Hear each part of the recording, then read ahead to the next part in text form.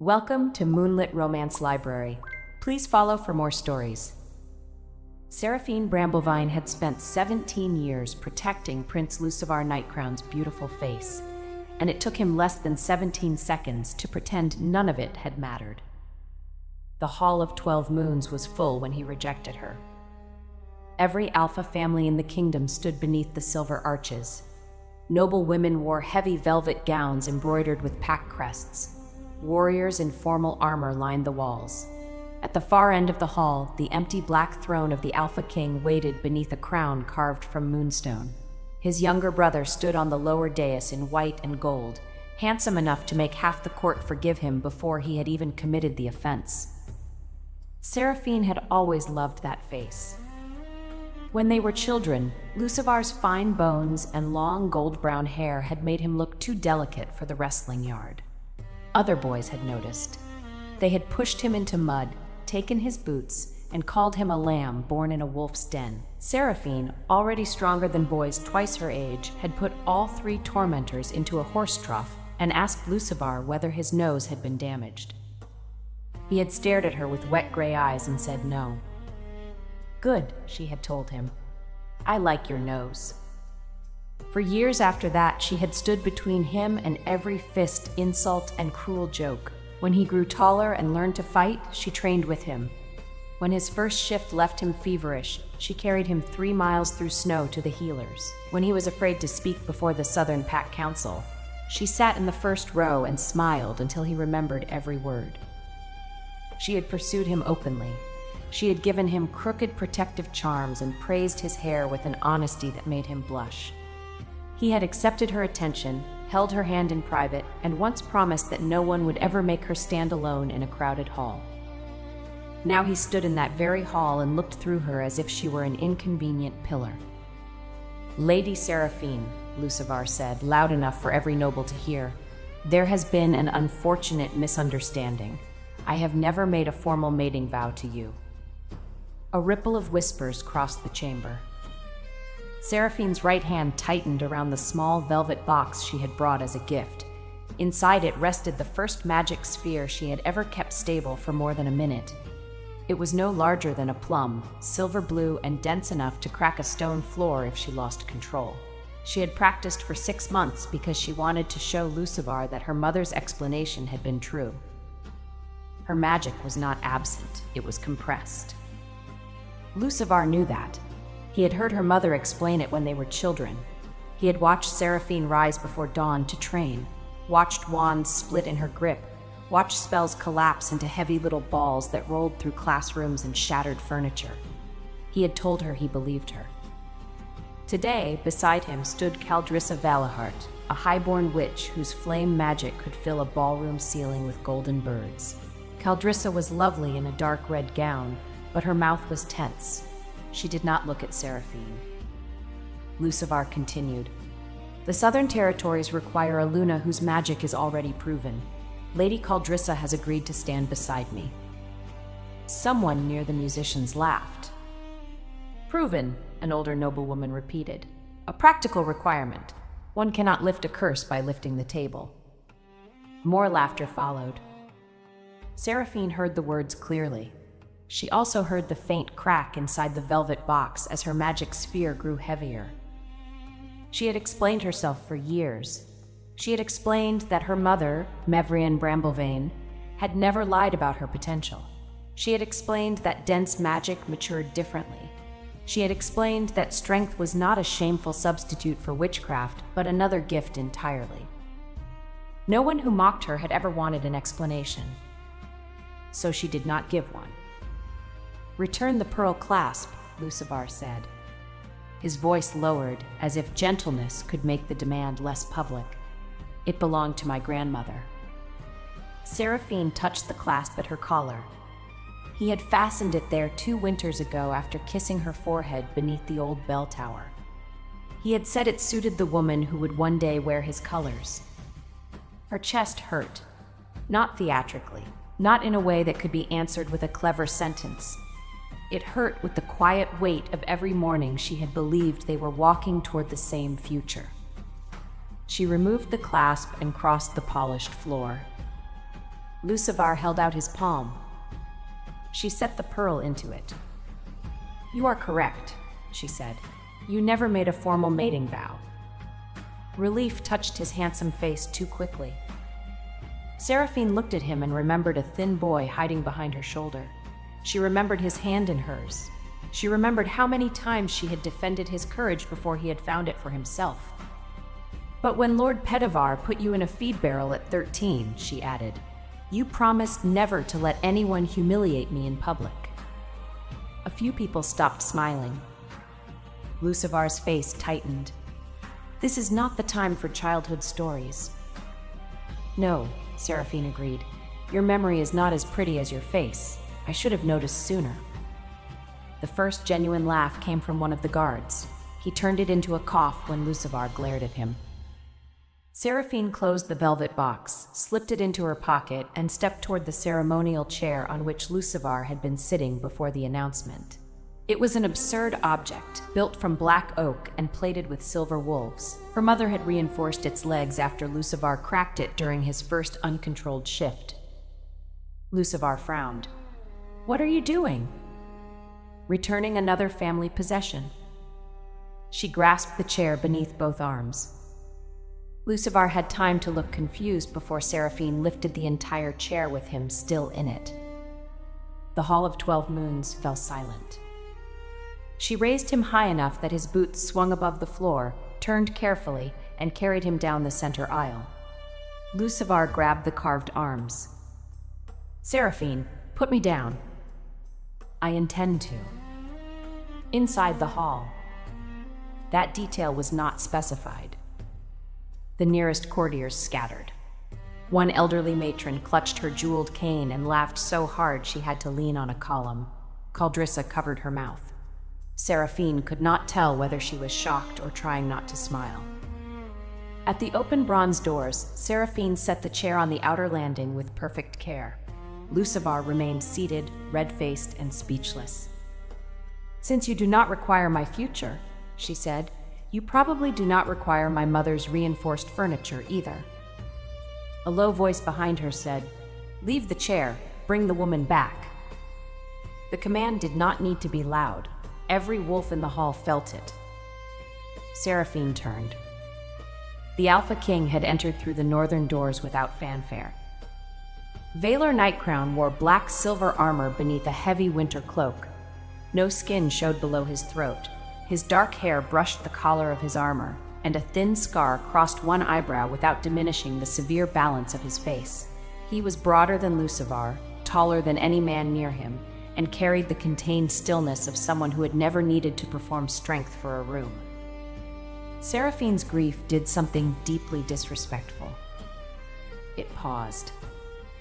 Her gaze moved from his face to the armored line of his shoulders, then returned to his face because she had standards and intended to examine the better feature twice.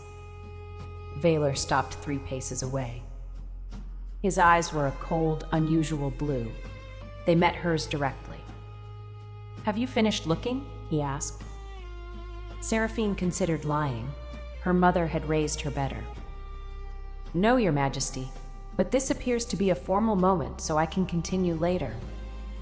A shocked sound moved through the court. The king's mouth did not smile, exactly. One corner merely reconsidered its position. He looked past her to Lucivar on the landing. "You received her loyalty for 17 years. Lucivar rose from the chair. "Brother, I can explain. That privilege was available before you invited 12 packs to watch you disgrace her. The Southern Council requires a proven Luna." Valar's gaze returned to Seraphine. "Did you ask her to prove herself today?" Lucivar hesitated. Seraphine answered for him. "No, he asked for his grandmother's clasp." "Efficient," Valar said. "Cowardly, but efficient." Lucivar's jaw hardened. "You have been away at war. You do not understand the pressure here." "I understand pressure. It is the thing that reveals structure. You appear decorative." The guard who had coughed before abruptly studied the ceiling. Valar removed his winter cloak. The heavy black fabric was lined in silver, and fastened with the royal wolf crown. He placed it around Seraphine's shoulders.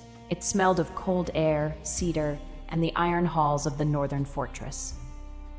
The gesture was protective, but not possessive. He did not touch her throat or pull her against him. He simply made it impossible for anyone in the room to pretend she stood alone. "She has explained her magic for years," Valor said to the court. "You chose not to believe her. That is a failure of your judgment, not of her truth." Seraphine looked up at him. He was even more unfair from this distance. Without turning, he murmured, "Now is still not the time to inspect me." "You are standing very close," she murmured back. "I am being challenged by circumstances." This time she saw the brief movement at the corner of his mouth. Then he faced the hall. "Lucivar has rejected Lady Seraphine Bramblevane. He is free to live with that decision." Caldrissa finally looked at Seraphine. There was relief in her expression, but also shame. Valor's voice deepened. "I claim her under the crown's right of open choice, not as property, not as consolation, as the woman I intend to court before every pack that mocked her." The words struck the hall harder than a roar. Lucivar went pale. Seraphine stared at the king. "You intend to court me?" "Yes." "Because I carried your brother outside?" That improved the morning. It did not create my interest. "How long have you been interested?" "This is still a formal moment." She narrowed her eyes. "Convenient. You may interrogate me later." On the outer landing, Lucivar took one step toward them. "Seraphine, do not turn this into revenge." She looked at the man she had loved. The pain returned. It did not disappear because his brother was more handsome. Her heart was not a plate one could replace with a better plate. She had dreamed of Lucivar's hand in hers at this ceremony. She had believed he would be proud of her even before her magic awakened. But when she looked at him now, she also saw what he had chosen. Applause from people who had never carried him through snow, approval from nobles who had laughed when he was weak, and the comfort of a woman whose talents required no courage to defend. "I am not doing anything for revenge," Seraphine said. "For the first time today, I am considering something for myself." Valor extended his hand. He did not command her to take it. She studied his gauntleted fingers, then his face, then his shoulders again, because emotional injury had not made her blind. "If I accept your courtship," she said, "I am not agreeing to become queen." "Correct. I will continue training. I would be disappointed if you stopped. And if someone insults my mother, I may fight them. Warn the floor stewards first. They have requested fewer broken tables." Mevrienne Bramblevane's voice came from the rear of the hall.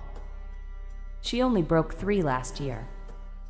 Seraphine's mother walked between the nobles in a dark blue high-collared gown, her silver-streaked hair braided down her back. She was not tall, but the court made space for her as if she carried a storm beneath her skin. Mevrienne stopped beside her daughter and examined Lucivar outside with his displaced chair. "You did not strike his face?" she asked. "It was a formal occasion." "Excellent restraint." Then Mevrienne looked at Valor. "My daughter is not a prize you won by arriving at the correct dramatic moment." "I know. She has loved your brother." Valor's expression did not change, but a colder light entered his eyes. "I know that too. She may continue to grieve him even while she finds you attractive." Seraphine closed her eyes. "Mother." "You were staring." "I was wounded." "Not in the eyes." A laugh escaped Caldrissa before she could stop it. Mevrienne turned toward the sound. Caldrissa straightened, expecting rebuke. Instead, the older witch said, "At least one person beside my daughter is honest today." Valor kept his hand extended. Seraphine placed hers in it. His gauntlet was cool. His grip was careful, far gentler than a man of his size needed to be. For one heartbeat, his thumb moved over her knuckles, a quiet touch hidden by the folds of his cloak. The court saw a king claim a rejected witch. Seraphine felt something more dangerous. He was not rescuing her from humiliation. She had already carried the humiliation outside on its own chair. He was choosing to stand beside her after seeing exactly what she was capable of. "Very well," she said. "You may court me." Valor inclined his head. "Generous. Do not become smug. I have been king for 11 years. Smugness is included in the crown." She looked at his face again. "That explains why it suits you." Behind them, Lucivar said her name. Seraphine did not turn. Her heart hurt, her eyes burned. She would probably cry later in a private room, then find something heavy to lift until breathing became easy again. But she walked back into the hall with the Alpha King at her side, her mother's hand warm against her back, and every person who had mocked her forced to move out of her path. The king's cloak trailed behind her like a piece of night that had decided to become a banner.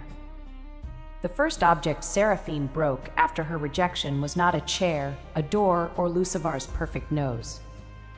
It was the court's certainty that she would leave quietly. The second object was a banquet table. That happened 3 hours later. Valor ordered the court luncheon to proceed, partly because 12 Alpha families had traveled for the ceremony, and partly because, as he informed Seraphine, "If I cancel the meal, they will think your temper frightened me." Did it? No, it interested me. That is not necessarily healthier. Kings are rarely selected for health. Seraphine sat at his right beneath the black throne. Her mother sat on her other side, calmly eating roast roots while every noble in the room pretended not to stare. Lucivar occupied a place 3 tables away. Caldrissa sat beside him but kept a careful distance, neither spoke much. The small velvet box remained in Seraphine's pocket. Its weight increased with every glance she felt from the room. Mevrian noticed the pull of the fabric. "Your sphere is responding to distress."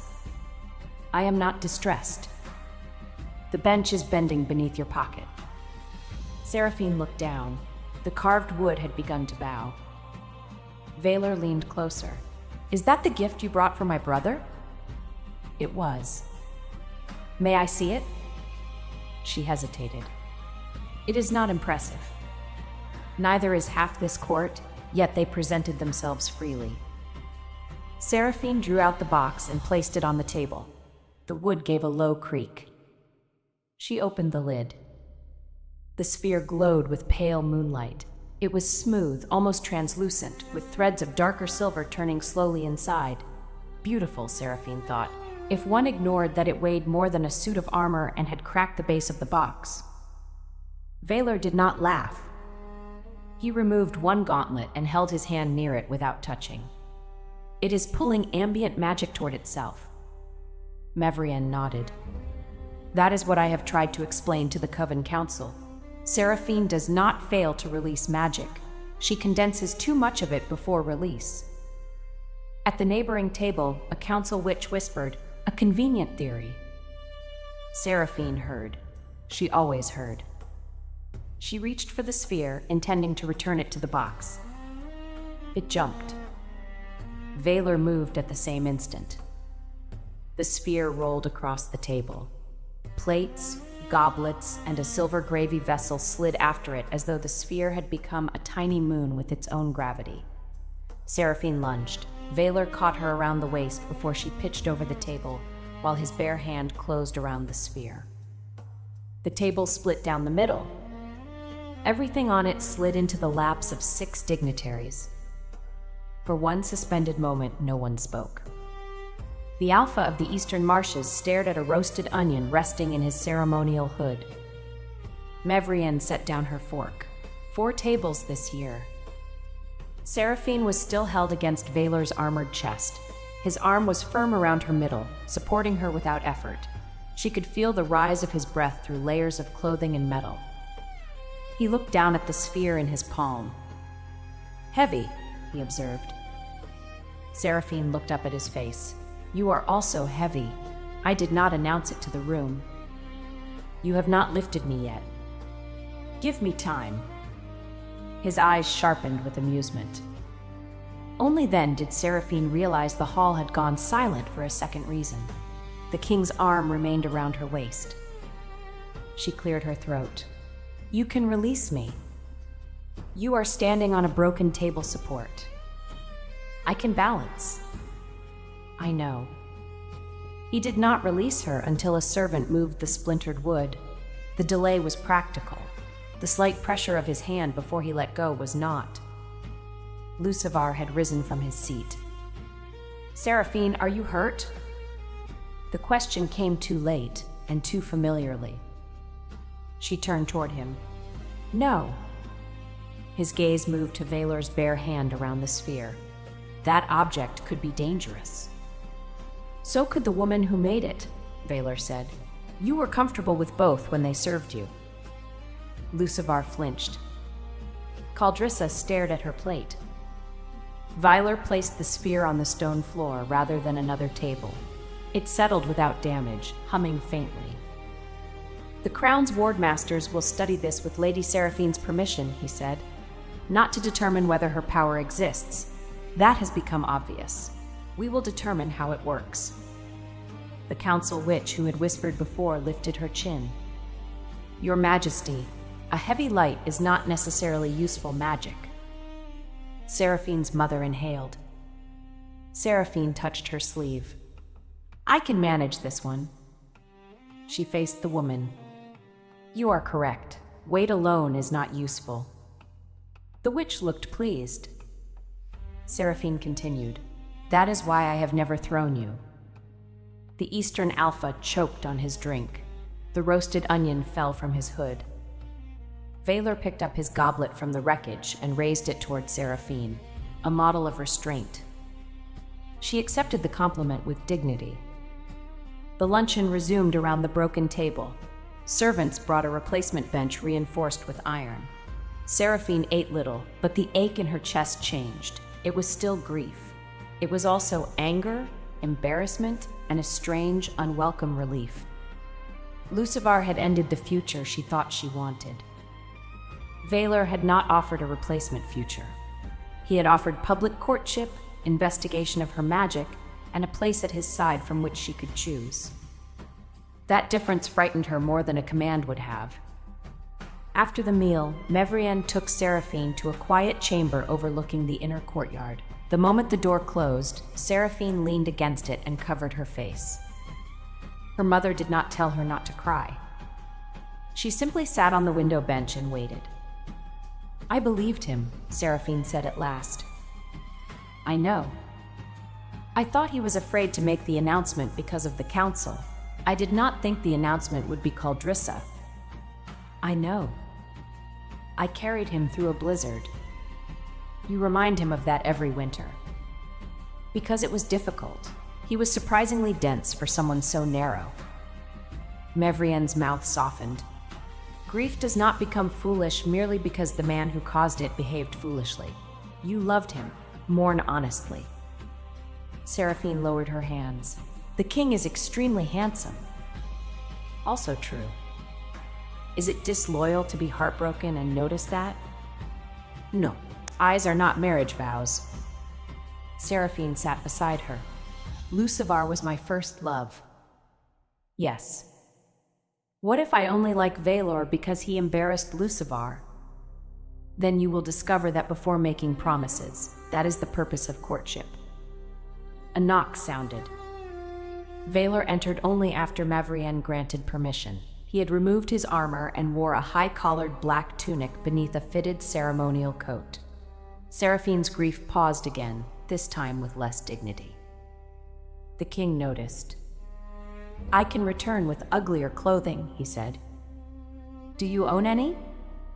No, the crown forbids it. Maëvrienne Rose, I suddenly remember an urgent matter elsewhere. Mother. You are both adults. The door will remain open and 3 guards are outside. Try not to damage the architecture. She left. Valor remained near the door. I did not come to demand gratitude. Good. I would have lifted you out. I considered that possibility. He held out the velvet box. The sphere rested inside, now cushioned by a folded square of royal chainmail. The wardmaster confirmed your mother's observation, he said. The sphere contains more compressed magic than 3 ordinary battle wards. It is unstable because every teacher has trained you to release power in lines. Your magic forms around a center. Seraphine took the box with both hands. You believe that after one examination? I believed Mevrian before the examination. This provided measurements for people who require numbers before courage. She looked down at the glow. Lucivar heard the same explanation years ago, she said. Vaylor's voice was controlled. My brother often believes whatever permits him to avoid a difficult choice. You dislike him. I love him. Those conditions can coexist. That answer reached her more deeply than praise would have. She closed the box. Why did you claim me? Because leaving you alone in that hall would have been unjust. That explains protection, not courtship. No. Then answer the second part. Vaylor studied her for several breaths. When I was 19, I visited the Southern Court without royal colors. I watched a girl throw 3 noble children into a fountain because they insulted a boy with a pretty face. Seraphine stared. You saw that? I also saw your mother defend your right to protect yourself while requiring you to repair the fountain. It was an expensive fountain. You rebuilt half of it alone. The masons were slow. You were 11. She shifted on the bench. You remembered me because I broke masonry? I remembered you because everyone else in that courtyard changed their behavior according to rank. You did not. I changed it according to faces. Lucivar was beautiful. I am aware. The chill in his voice was so slight she almost missed it. Seraphine looked at him with new interest. Are you jealous of your brother's face? No. That was very quick. Because the answer is simple. You are jealous. Vaylor stepped closer and lowered his voice. Lady Seraphine, you have looked at me more in 3 hours than you looked at him during the entire rejection. I am managing my envy. Heat rose into her cheeks. That is because you are new. A devastating explanation. Also larger. Better. She laughed before she could stop herself. The sound startled her. She had expected the whole day to remain broken. Vaylor did not look triumphant. He looked relieved. That expression made her wary in a different way. You truly remembered me, she said. Yes. For how long? Long enough that I knew your name before you lifted my brother. And you never approached me? You were pursuing him. I do not steal choices from women, even when I dislike their choices. Seraphine held his gaze. For the first time since Lucivar's announcement, she felt the shape of her own decision rather than the absence of his. Then court me, she said, slowly. Vaylor bowed his head. As slowly as you require. And do not use the crown to frighten away every man who speaks to me. I would never misuse royal authority. That answer was suspicious. I may give them administrative work. Vaylor. It was the first time she used his name. His eyes changed, the cold blue warming for one brief instant. Seraphine, he answered. The open door, the guards, and the whole stone castle remained exactly where they had been. Still, the room felt smaller. He offered his hand again, this time without an audience. She placed hers in it. The wardmaster expects us below, he said. He believes your sphere may be connected to the weakening moon wards along the northern roads. Us? Your magic, your decision, your investigation. I will provide access and protection. And your face? Unfortunately, it accompanies me everywhere. She rose. I will endure it. They walked from the chamber side by side. Seraphine was still heartbroken. She was also curious. Her mother had always told her that two truths could exist in the same body without destroying each other: strength and gentleness, anger and restraint, grief and appetite for life. Apparently, grief and an excellent view of the Alpha King's shoulders could coexist as well. The royal ward chamber lay beneath the oldest tower, where 12 black pillars carried silver lines into the bedrock. Seraphine had visited the upper court many times, usually to deliver messages for her mother or to retrieve Lucivar after a council meeting, but she had never been permitted below the third stair. Now Vaylor led her through 7 locked doors. The guards bowed to him and stared at her. She stared back until one young guard nearly walked into a wall. "You enjoy making them nervous," Vaylor observed. "Only when they begin it. He looked at you because you carried a prince outside. Then he should look with professional admiration. I will revise the guard handbook." At the lowest level, Wardmaster Dovrin Quill waited beside a circular stone basin. He was a lean, silver-haired man with ink on every finger and the permanently troubled expression of someone responsible for structures no one appreciated until they failed. Beside him stood his niece Fenella, a young witch in a practical gray gown and square spectacles. Seraphine knew her slightly from the Coven Academy. Fenella specialized in map spells and had once hidden Seraphine in a laundry cart after an argument with 6 older students. "I heard about the chair," Fenella whispered as Seraphine approached. "It was a throne." "Even better." Dovrin cleared his throat. "Your Majesty, Lady Bramblevane." "Seraphine," she said. "Lady Seraphine, then, we have a problem." He touched the basin. A map of the kingdom appeared across its dark water. 12 pale lines spread from the capital toward the Pact territories. 3 northern lines flickered. "The moon wards have weakened for 6 months," Dovrin said. "At first we blamed winter damage. Then the failures began moving south in a pattern." "A pattern toward the capital," Vaylor said. "Yes. Every damaged ward contains a dense knot of corrupted magic. We have tried cutting the knots apart. They reform. We have tried burning them. They absorb the fire." Fenella placed a black stone on the table. It looked ordinary until Seraphine came close. Then the velvet box in her hands began to hum. The silver-blue sphere rose from its cushion. Dovrin took a quick step back.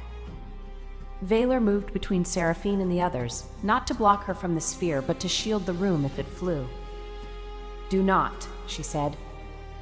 He looked over his shoulder. "Do not stand in front of me whenever my magic moves. I need to see it." He considered this and stepped to her side instead. "Better?" "Yes." The sphere floated above her palm. It had never done that for more than 3 breaths. 1, 2, 3. It remained. Seraphine forgot the room. She focused on the turning silver threads inside the sphere. Her teachers had always ordered her to push magic outward, shape it into a line, and release. Her mother had suggested something different only recently. Find the center and allow the magic to gather around it. Seraphine imagined a small moon. The sphere steadied. Fenella whispered, "It is beautiful." The black ward stone trembled. A thread of dark magic lifted from its surface and stretched toward the sphere. "Stop," Dovrin said sharply. "That corruption may enter her core." Seraphine did not stop. She felt no invasion. The sphere drew the thread inward, wrapped silver light around it, and compressed it into a dark speck at the center. The stone cleared. The sphere dropped. Vaylor caught her wrist with one hand and the magic sphere with the other.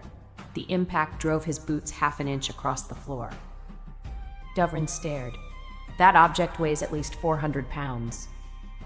360, Seraphine said automatically. "Perhaps more after breakfast." Valor set it carefully into the basin's empty stone ring. You can estimate its weight? I have broken enough scales. Fenella rushed forward. You absorbed the corruption. Do you feel ill, dizzy, angry, compelled to overthrow the kingdom? Seraphine considered. Hungry. She was hungry before, Valor said. Dovrin bent over the purified ward stone. This was not destroyed. The corruption was separated and contained. Mevrienne entered with 2 assistants carrying books. She took in the sphere, the cleaned stone, and Valor's hand still around Seraphine's wrist. Promising, she said. Valor released Seraphine at once. Her mother looked amused. I referred to the sphere. So did I, Valor said. Of course. Seraphine lifted the sphere back into its box. It was much lighter now. The dark speck remained at the center like a distant star. The ward knots may be the same kind of compressed magic, she said. If I can contain one, perhaps I can remove them from the roads. Dovrin shook his head. The nearest failure is at Frostbarrow Quarry. The knot there is larger than this room. Then I will make a larger sphere. You cannot control one plum-sized sphere for an hour. Seraphine met his worried eyes. That is why I train before we go. Valor folded his arms. We leave in 7 days. Dovrin looked appalled. Your Majesty, I was arguing against the journey. Then you should have argued better. 7 days is not enough. The northern ward may fail in 9. Mevrienne placed her books on the table. My daughter will be ready to examine the knot. She will not be ready to remove it alone. She will not be alone, Valor said. Seraphine watched him. Do kings normally accompany experimental witches into unstable quarries? Only the attractive ones. Fenella made a choking noise.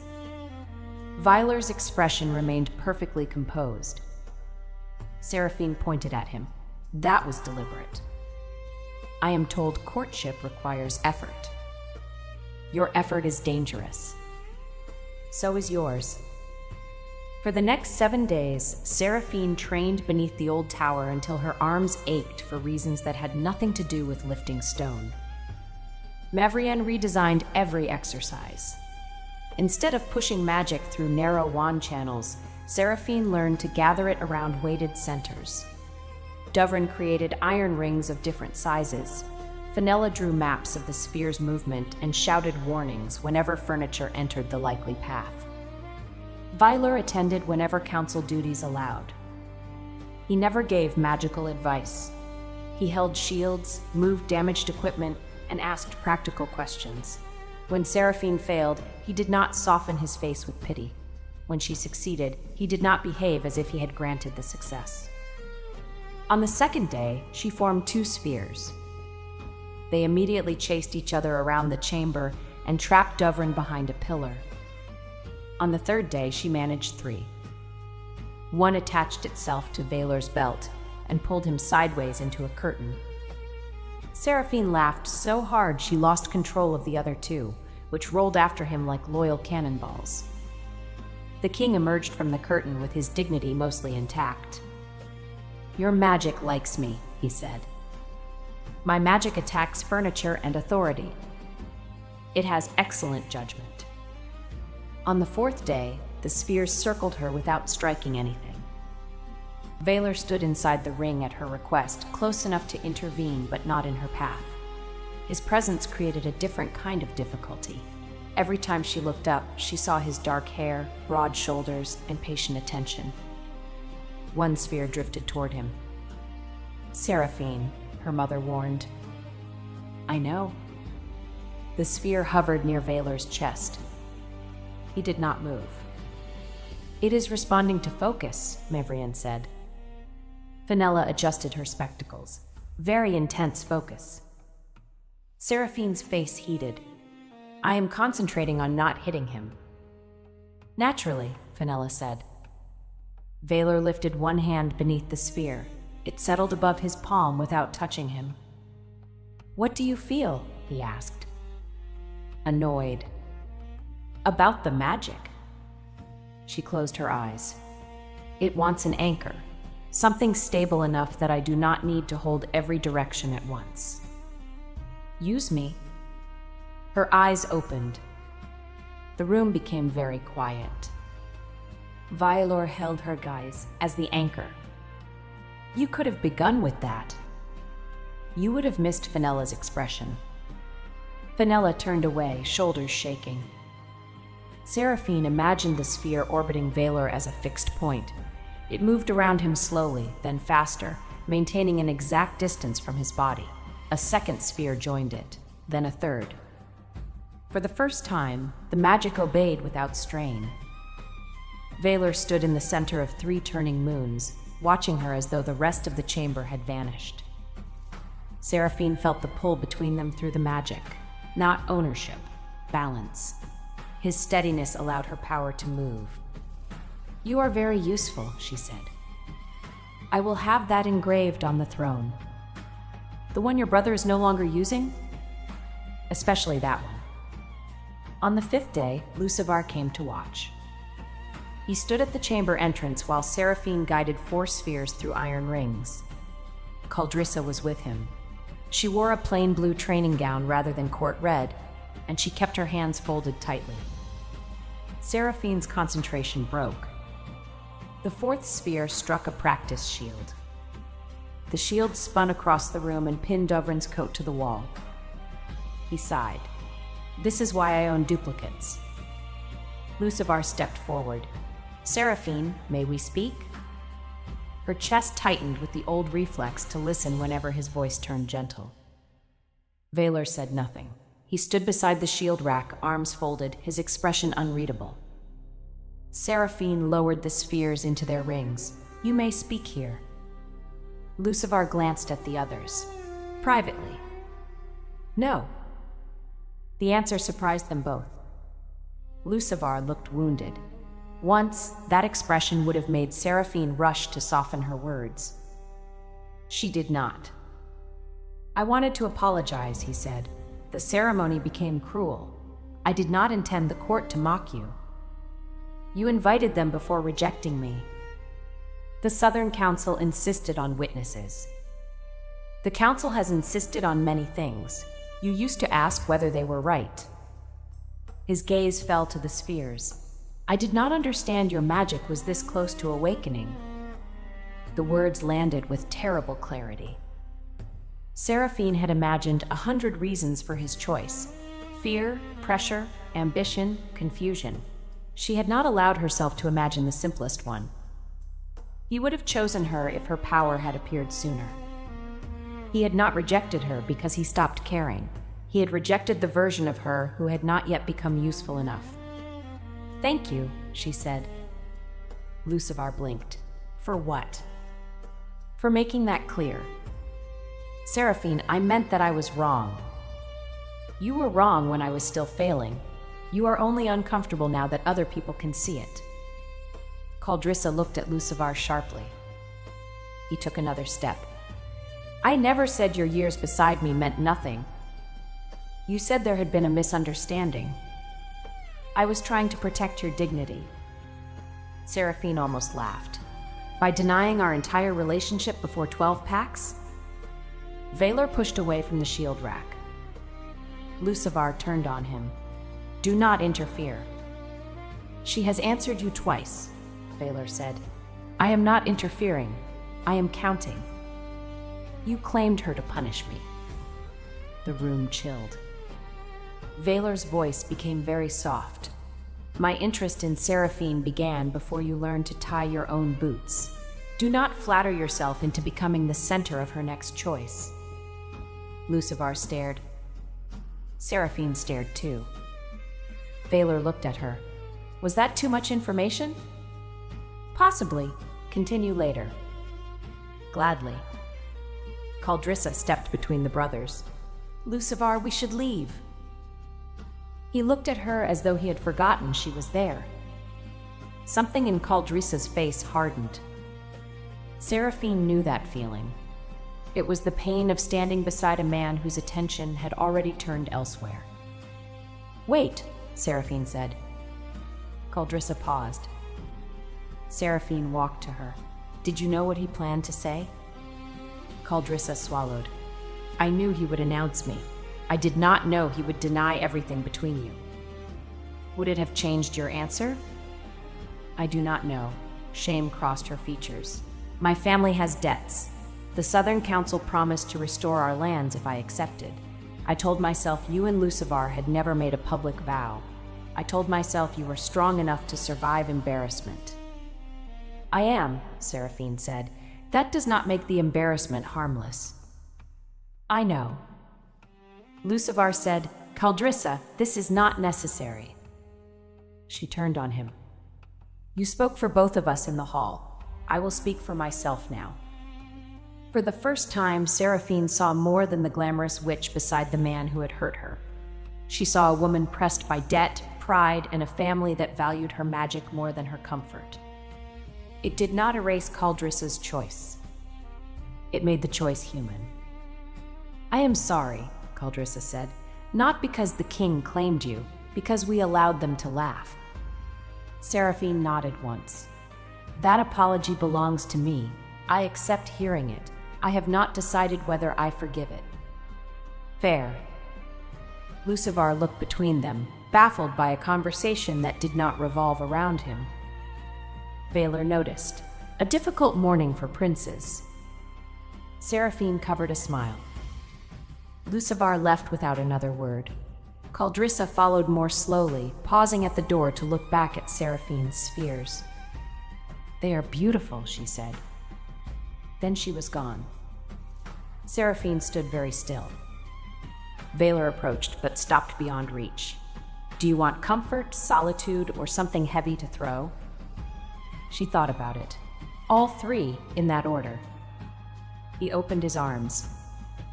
The invitation was so unexpected that she nearly laughed. Then the ache in her chest rose again, and she stepped into him. His arms closed around her with careful strength. Her cheek rested against the high collar of his coat. He did not tell her Lucivar was unworthy or that she should be grateful for a better man.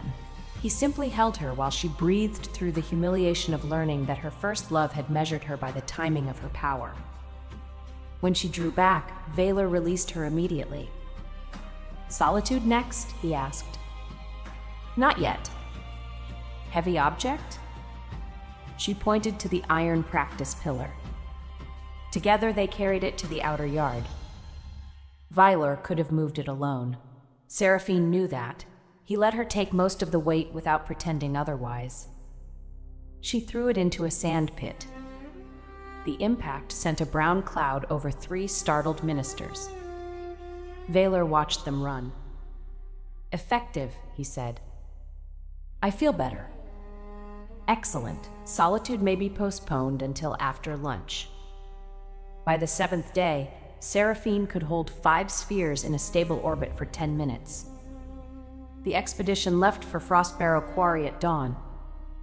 Vaylor rode at the front with 20 royal guards. Seraphine traveled beside her mother in a reinforced carriage containing Dovrin's instruments, Fenella's maps, and 6 iron cradles for magic spheres.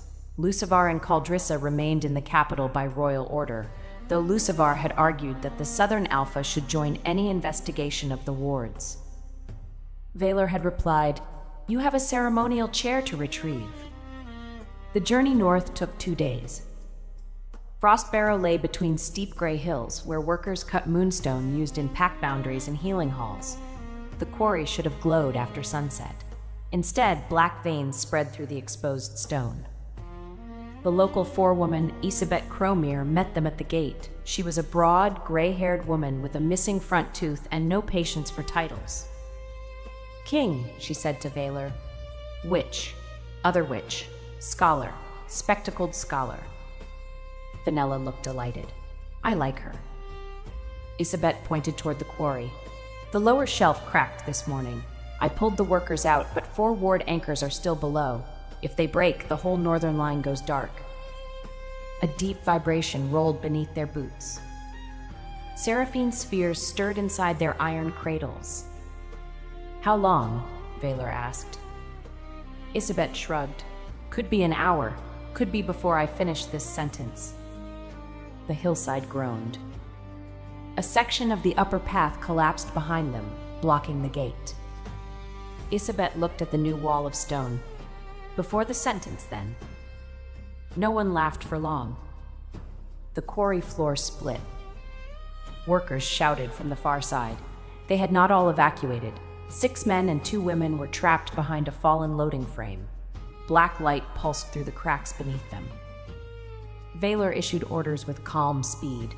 Guards moved civilians uphill. Dovrin and Fenella began drawing a temporary ward. Mavrienne raised both hands and spread a silver barrier over the nearest ledge. Seraphine saw the loading frame tilt. "They will be crushed," she said. Vaylor followed her gaze. "The path is unstable." "So am I. We can discuss our flaws later." She ran. The first gap was 6 feet wide. Seraphine jumped it, landed on sliding stone, and used her ironwood staff to steady herself. Vaylor came behind her with 2 guards. "I did not ask you to follow," she shouted. "You did not need to." The loading frame dropped another inch. The trapped workers pressed against the rock wall. Seraphine wedged her staff beneath the beam and lifted. The frame weighed several tons. Her arms shook. Vaylor reached the beam and put his shoulder under it beside her. Together they raised it high enough for one worker to crawl free. "Move," Seraphine ordered. The workers scrambled beneath their arms. A crack opened directly under Vaylor's boot. Black magic surged upward. Seraphine's velvet box tore open at her belt. The silver-blue sphere shot into the crack and expanded. For one heartbeat, it was the size of an apple. Then a shield. Then a great glowing globe filling the gap beneath them. The corrupted light bent toward it. Seraphine felt the sphere pull at her mind. It wanted everything: the darkness in the stone, the strength in her arms, the fear in the workers, even the moonlight hidden behind the clouds. "Center," Mavrienne called from the ledge. "Find the center, Seraphine. Do not fight the shape." Seraphine trusted her mother. She stopped trying to flatten the magic into a shield. She imagined a moon beneath the earth. The sphere became round and steady. Darkness streamed into it. The loading frame grew lighter as the corrupted ward released its hold on the metal. "Now," Vaylor said. They lifted together. The last worker escaped. The stone shelf beneath Seraphine broke away. Vaylor caught her around the waist. She caught the beam with one hand and his armor collar with the other.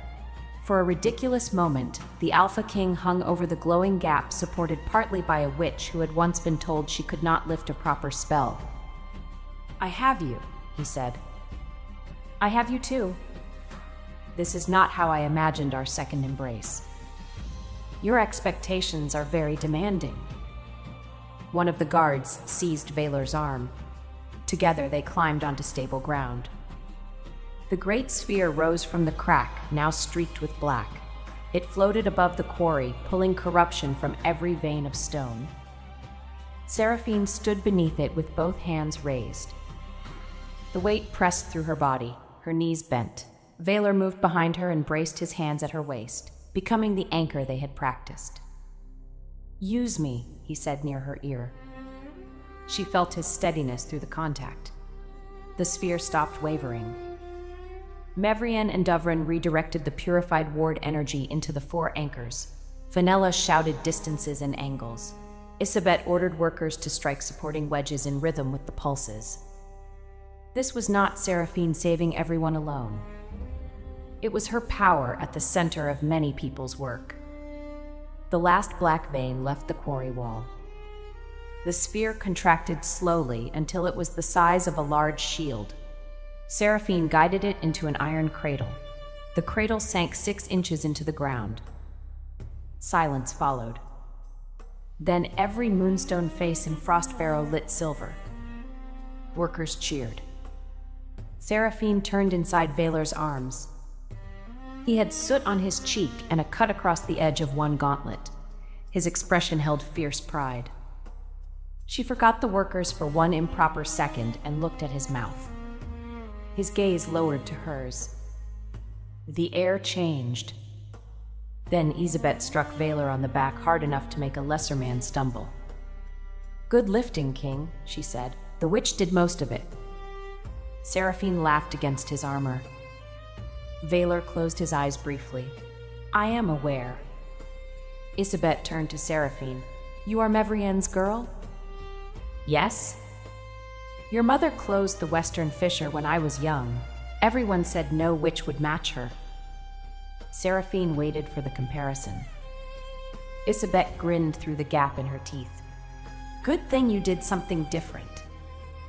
The words settled warmly where old insults had lived. That night, the quarry workers held a feast in the reinforced storage hall. There were no delicate court dishes, only thick stew, black bread, baked apples, and enough benches to survive Seraphine's pockets. She sat between Fenella and Isabet while the workers retold the rescue with increasing exaggeration. By the fourth version, Seraphine had lifted the entire mountain. By the sixth, Valor had dangled helplessly from her belt. "I did not dangle," he said from across the table. Isabet drank her ale. "You were very elegant about it." Fenella leaned toward Seraphine. "The king is glaring at Captain Audran." Seraphine glanced down the table. Captain Audran Fenwick, commander of the Frostbarrow Watch, was a handsome, dark-skinned wolf with a warm smile and one silver braid at his temple. He had spent the last 10 minutes asking Seraphine whether she would consider teaching quarry guards how to fight with weighted staffs. Valor was not glaring. He was watching with the expression he used for unstable wardstones. Audran noticed and raised his cup to the king. Valor raised his in return.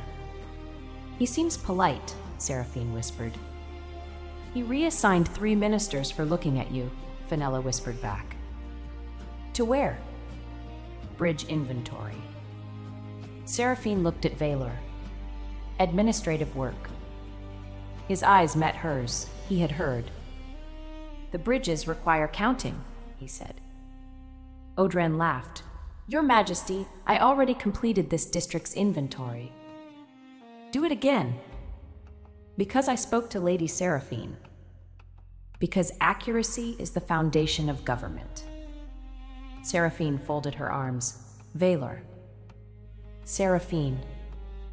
"Captain Audran may continue speaking to me." The king's face remained calm. "I have not forbidden speech. You are trying to bury him under bridge records. A captain should understand local infrastructure." Audran leaned back, openly amused.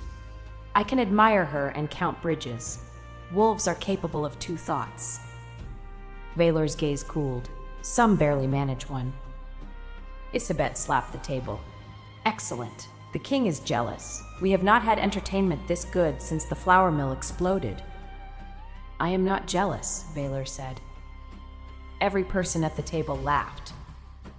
Seraphine looked at him, pleased despite herself. "That was very quick." "Because the answer is simple." "You used that sentence before." "It remains correct." Audran lifted both hands. "For the safety of the bridges, I withdraw from competition." "There was no competition," Valor said. "Naturally." Later, when the feast ended, Seraphine stepped outside for air. Snow had begun to fall. The repaired moon ward spread pale light across the quarry walls.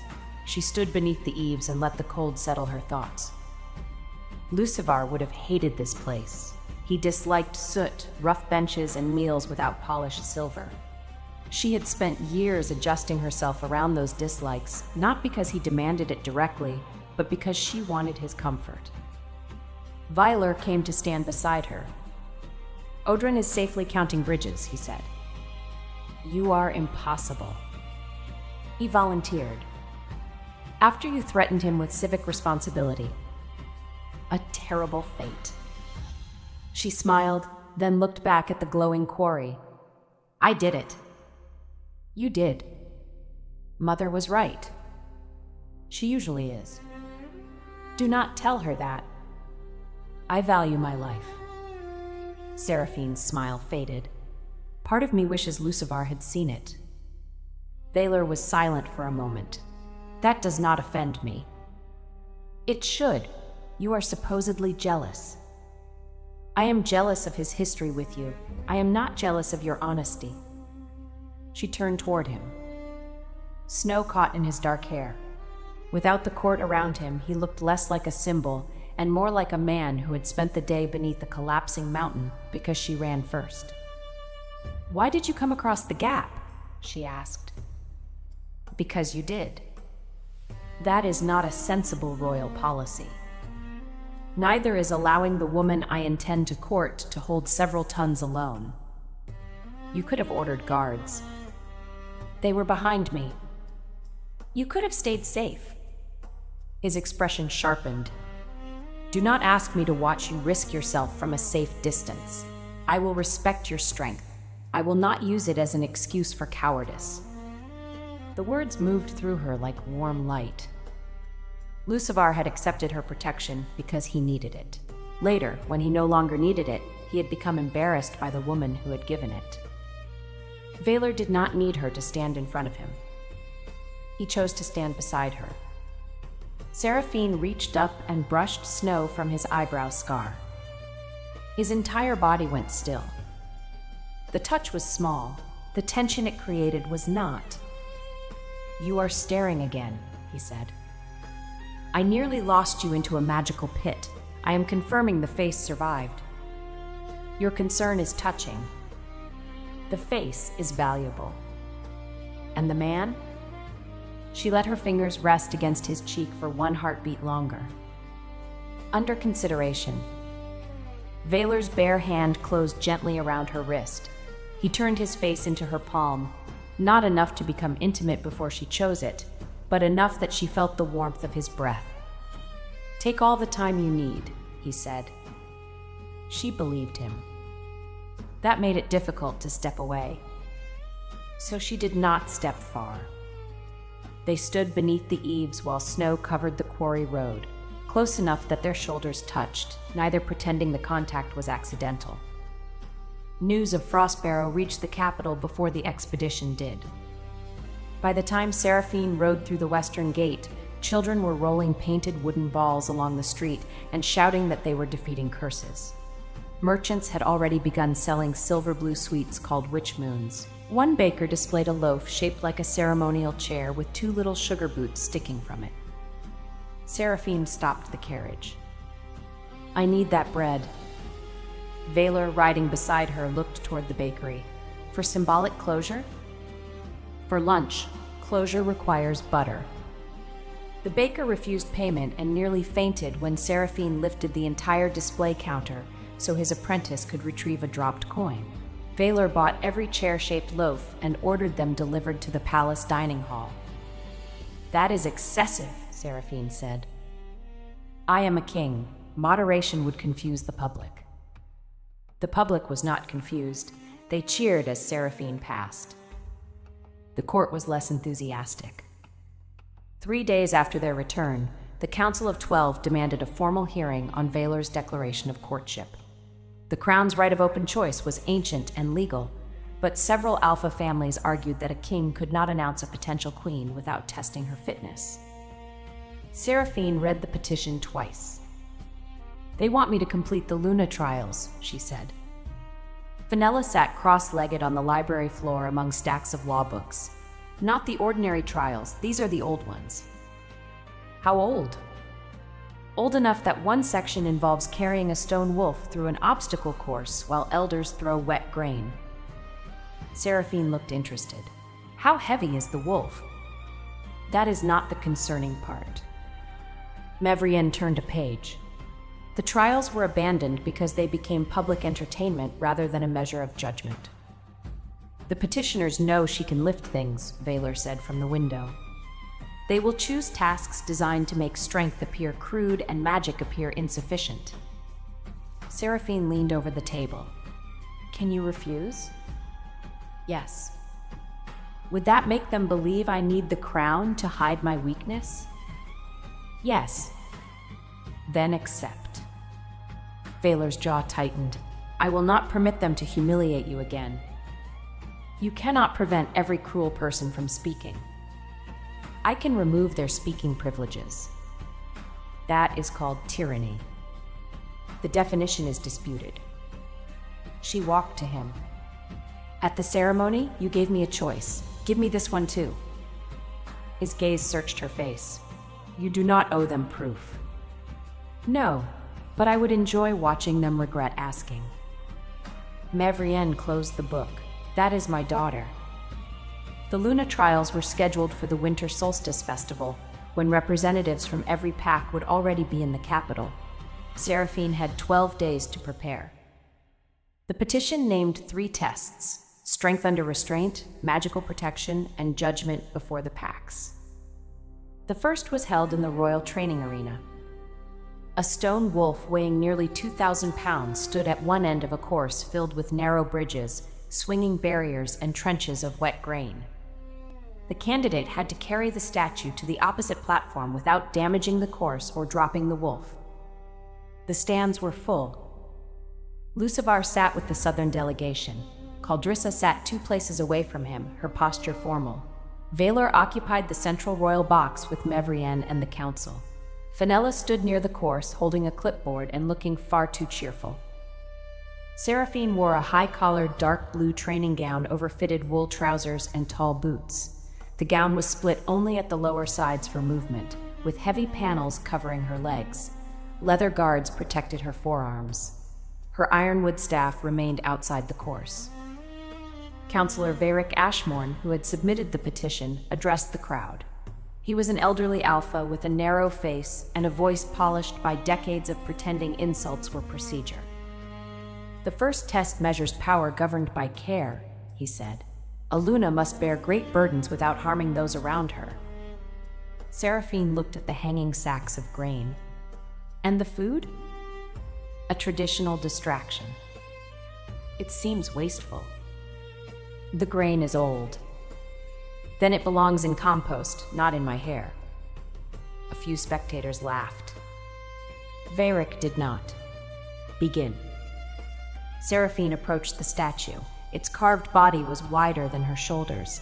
Iron rings had been set beneath its chest. She crouched, put both hands through the rings, and lifted. The crowd gasped as the stone wolf rose against her body. Seraphine adjusted the weight and stepped onto the first bridge. A sack burst overhead. Wet grain struck her hair and shoulders. She kept walking. The second sack missed her and hit Councillor Varric's assistant. Fenella checked the rope mechanism. Strange, the wind appears judgmental. The crowd laughed again. At the first swinging barrier, Seraphine could not pass while carrying the statue across her front. She shifted it onto one shoulder. The stone muzzle rose above her head like an enormous, disapproving hat. Vaylor leaned forward in the royal box. Seraphine caught his eye. Do not worry. I am admiring the hat, he called. She smiled and moved through the barrier. At the grain trench, the true trap appeared. The mud beneath the wet kernels was deeper than the course plans showed. Seraphine stepped in and sank to her knees. The crowd murmured. She tried to pull free without dropping the statue. The mud held. Varric's mouth tightened with satisfaction. Seraphine looked toward Fenella.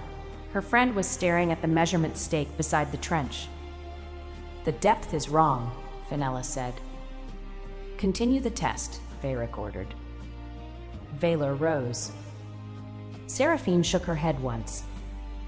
He stopped, though every line of his body resisted it. She lowered the stone wolf carefully until it rested across the trench, its legs on either bank. Then she crawled beneath its belly, using the statue as a bridge while dragging herself from the mud. The old rules said she must not drop the wolf. They did not say the wolf could not carry her. She reached the far bank, stood, and pulled the statue after her. The arena erupted. At the final wall, 3 council-selected champions waited to block her. The test allowed them to push, pull, or obstruct the candidate without weapons. All three were adult male wolves in padded armor. Seraphine stared at Varric. "You chose only 3?" One champion growled. That was not an insult, she told him. It was concern for the schedule. They attacked together. Seraphine shifted the statue forward like a battering ram. The champions scattered. One climbed onto the stone wolf's back and wrapped both arms around its neck, apparently hoping his weight would slow her. She kept walking. The second seized her sleeve. She turned in a controlled circle, forcing him to run around her until he lost his footing and landed in the grain trench. The third planted himself on the final platform. "You will not pass," he said. Seraphine set the statue down before him. "Then you should move." He braced both hands against the wolf. She pushed. His boots slid across the platform. He strained, face reddening, while Seraphine advanced one slow step at a time. At the edge, she stopped. She could have pushed him off. Instead, she lifted the statue over his head and placed it on the marked pedestal behind him. The champion looked up between the stone legs. "You may move now," she said. He moved quickly. The arena roared with laughter and applause. Valor descended before the judges announced the result. He met Seraphine at the edge of the course and removed a wet piece of grain from her hair. "You wore the wolf well," he said. "It was heavy." "I was referring to the expression. I learned it from your counsel." Varric approached, displeasure hidden beneath ceremony. The candidate completed the strength trial. "And discovered an altered trench," Valor said. "The old plans may have been inaccurate." Fenella held up her clipboard. "The original depth is marked here. Someone removed the stone base last night." Varric looked at her. "Are you accusing the council?" "I am accusing someone with a shovel. The council's relationship to shovels remains under investigation." Valor's face became dangerously still. "Find who changed it." Seraphine touched his arm. "After the trials. Before someone attempts something worse." "Both," she said. "You investigate. I continue." He looked at her mud-covered gown and the grain tangled in her hair. "You should rest." "I carried 1 statue. And 3 champions. Only one stayed on long enough to count." His hand settled briefly at the back of her neck, warm and hidden beneath her hair. "Very well, but if the next test is altered, I end it." "Agreed." The second trial took place at dusk in Mooncourt Square. 100 volunteers stood inside a ring of 12 ward stones. Seraphine had to protect them from controlled magical attacks cast by council witches. The attacks would be non-lethal: wind, cold, darkness, and illusion. Traditional candidates created a broad dome. Seraphine had never created a dome. She carried 6 iron cradles into the square. The crowd whispered. Lucivar watched from the front row. His expression had changed since Frostbarrow. Pride and regret sat uneasily together, as if he had not yet decided which one he deserved. Caldrissa approached Seraphine before the test. "Varric selected the attacking witches," she said quietly. "2 of them trained under my aunt. They favor narrow strikes aimed at the caster's concentration." "Why tell me?" "Because this is a test, not an execution." Seraphine studied her. "Thank you." Caldrissa nodded and returned to her seat. Valor stood outside the ring with Mevrian. He wore full black armor. He had argued that the controlled attacks should be tested on council members first. The council declined. Seraphine placed one hand over the first cradle. "Begin," Varric ordered. Cold wind struck the ring. Seraphine raised 3 silver-blue spheres. They spun outward and formed a triangle. The wind bent around them, but gaps remained. Volunteers cried out as ice swept across the square. She added a 4th sphere. The pattern wavered. A spear of darkness came directly toward her face. Seraphine ducked. The spear struck the central ward stone and split into shadow birds. They filled the ring, screaming. The volunteers panicked.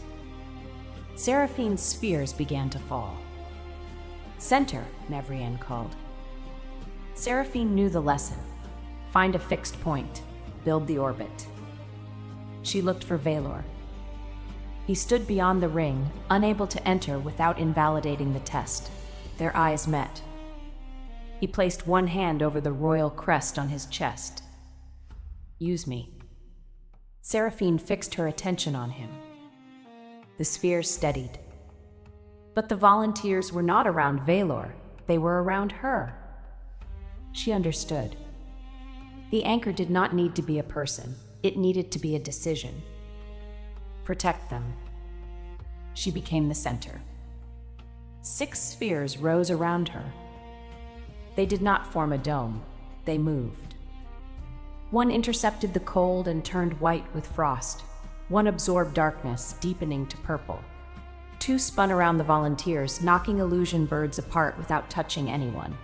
The last 2 hovered above the wardstones and drew loose magic into themselves.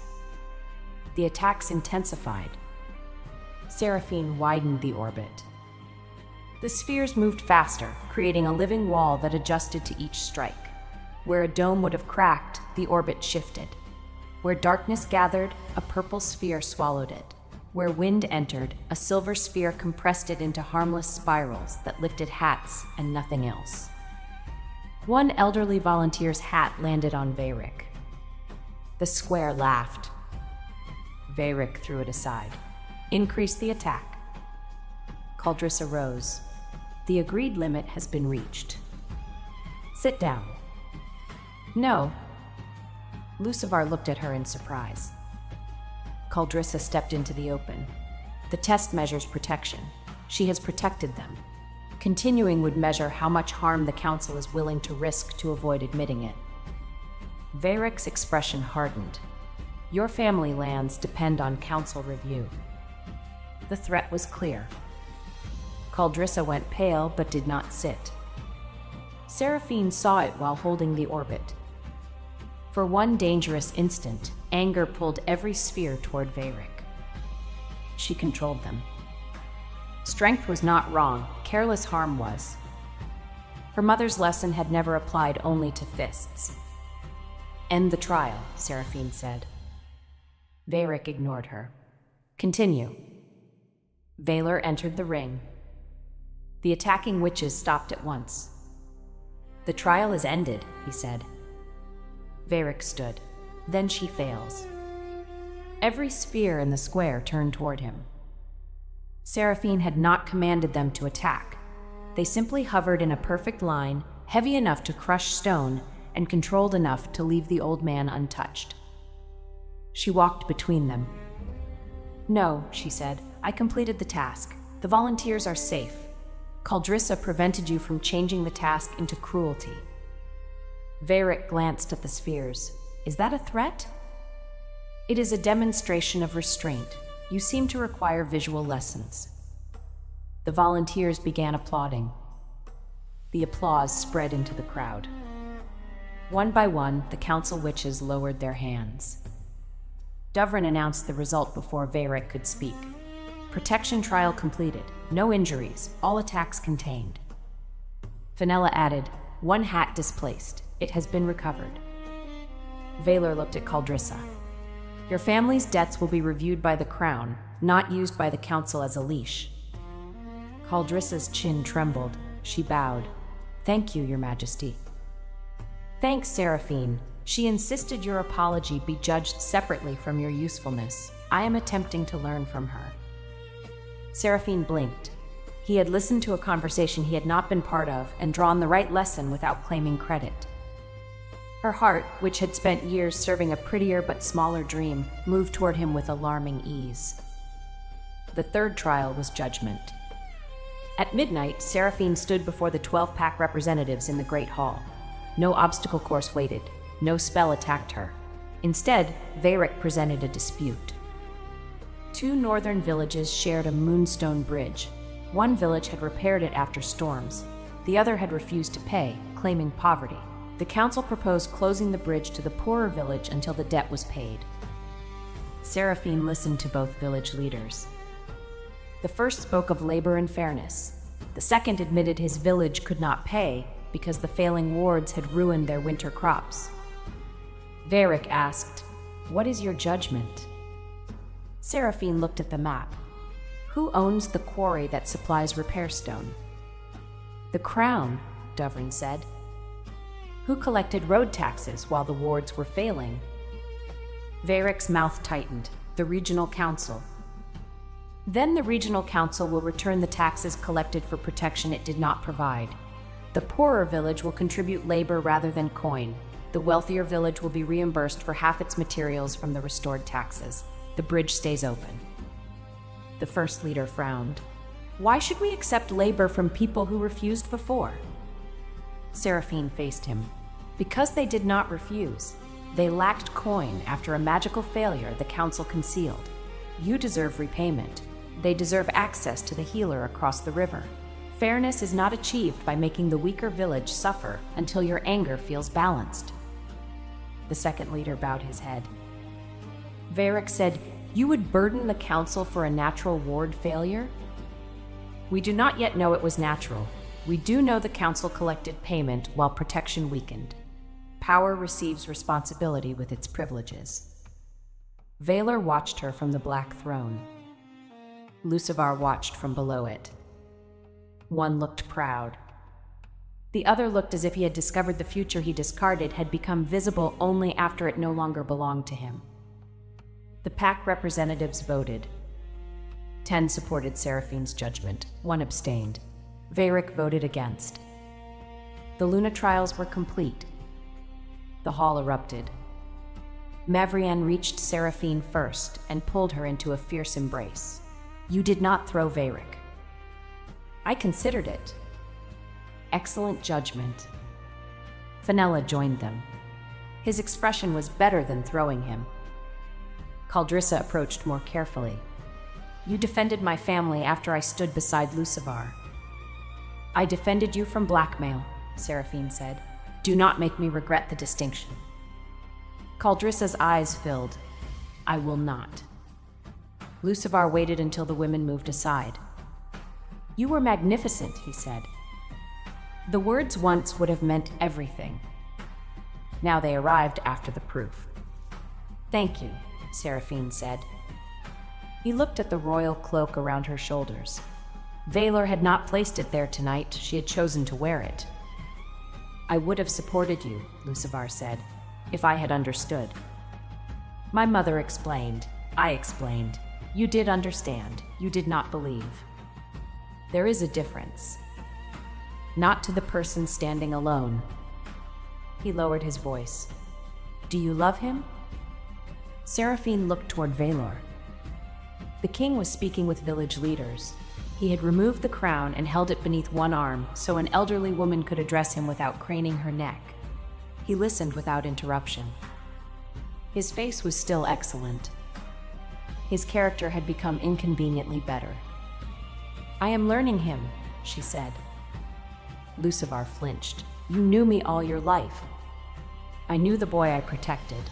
I did not know the man who would deny me. I made one mistake." "No, you made one decision in public after many decisions in private. The public one only allowed me to see them." Valar looked up. He did not approach. He gave Seraphine room to finish. Lucivar followed her gaze. "He has always taken what he wants." He asked, "A king's request is still pressure. Then why did I feel more choice beside his throne than beside your promise?" Lucivar had no answer. Seraphine touched his sleeve, a final gesture of tenderness for the boy he had been. "I do not regret protecting you, but protection was not a debt you could repay by marrying me, and my love was not permission to hide me when I became inconvenient." She walked away. Vaylor waited near the Moonstone Arch. "Do you require comfort, solitude, or a heavy object?" he asked. "A dance." He glanced toward the musicians. That was not among the options. Kings should adapt. The solstice music had begun, slow drums beneath strings. couples moved onto the floor. Seraphine extended her hand. Valor stared at it as though she had offered him a kingdom he did not trust himself to touch. "You are certain?" "No. Courtship would be dull if I were certain of everything." He took her hand. Valor danced with the same controlled strength he brought to battle. He guided without dragging, adjusted when she chose a different step, and never acted surprised by the weight of her hand or the firmness of her balance. Seraphine had danced with Lucivar many times. She had always made herself lighter, quieter, less likely to lead. With Valor, she tested the movement. She turned them sharply. He followed. She reversed direction. He smiled. "Trying to overthrow me?" he asked. "Assessing stability." "Your findings?" "Promising." The dance carried them beneath the central moon window. Silver light crossed his face. Seraphine's attention wandered. "Again?" he murmured. "The lighting is unfair." "To whom?" "My judgment." His hand at her back drew her 1 inch closer. Every layer of clothing remained proper, every movement public, yet the small change sent warmth through her. "Your judgment survived 3 trials," he said. "It may survive my face." "Your confidence is unattractive." "A tragedy. Fortunately, the rest compensates." He laughed softly. At the edge of the floor, Odrin Fenwick lifted a cup in greeting. Valor turned Seraphine so his own broad back blocked the captain from view. She looked up at him. "Was that choreography?" "A traditional royal step." "It resembles jealousy." "You are mistaken." Very quick again. "The music requires decisive answers." Seraphine laughed, and this time the sound did not surprise her. When the dance ended, Valor did not release her hand. "The trials are complete," he said. "The council can no longer challenge my right to court you." "They challenged my fitness, not your right."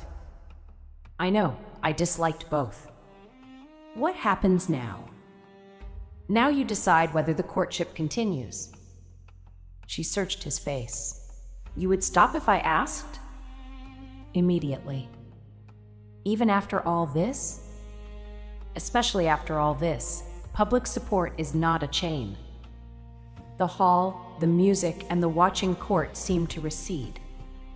Seraphine had once mistaken years of history for certainty. Valor offered certainty only in one matter: she could leave. That freedom made her want to stay. "The courtship continues," she said. His thumb moved over her knuckles. "Good. You sound relieved." "Kings are permitted 1 emotion per festival." "Which did you choose?" "You." The answer stole every clever reply. Valor lifted her hand and pressed a restrained kiss to her knuckles. It was not one of the kisses that changed her life. It was the one that made her realize such kisses were approaching. After the festival, Seraphine expected the court to become easier. Instead, it became stranger. Nobles who had ignored her now brought gifts. Witches who had laughed at her training asked whether she would demonstrate sphere magic for their daughters. 3 unmarried alphas sent formal invitations to dinner despite Valor's public courtship. Valor responded by assigning each man a different royal infrastructure report. "You promised not to frighten them away," Seraphine said when she found the documents on his desk. "I did not frighten them. One has been ordered to inspect sewer gates in February. The city requires functioning sewer gates. You are jealous." "I am governing." "With suspicious focus." He leaned back in his chair. The royal study was warm with firelight. Maps covered one wall.